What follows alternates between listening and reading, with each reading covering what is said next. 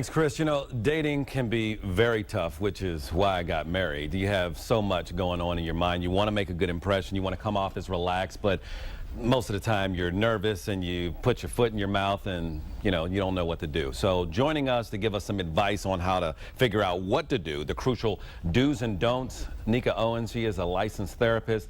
And one of the problems that a lot of people have that we were talking about is trying to look for a specific type. As you're going out on a date or whatever, you may discount one group or one type of person. Why is that such a bad thing? Well, you don't want to settle on one type because that really limits your pool. You do want to expand your compatibility, what you find compatible in a mate. No one's saying that you have to compromise or anything like that.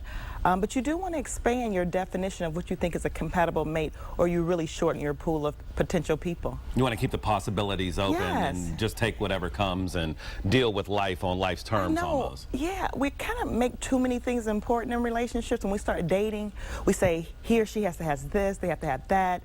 And then you talk yourself out of the relationship because right off the start, you're making too many things important. And these things have time to develop as you go along in the relationship.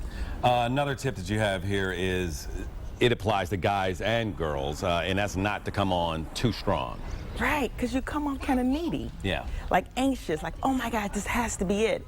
And it's dating for a reason, because it doesn't have to be the one. And I think so often we get certain age groups, we get to a certain point where we get a little anxious about, okay, I'm not married, so this has to happen.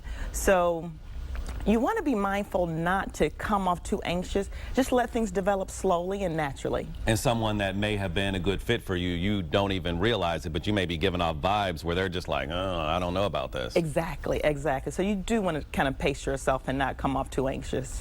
And lastly, I guess, how important is it to just be yourself?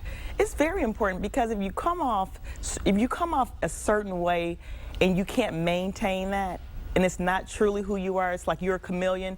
Each time you get with a different person, you're kind of adapting to that person. You want to totally be yourself.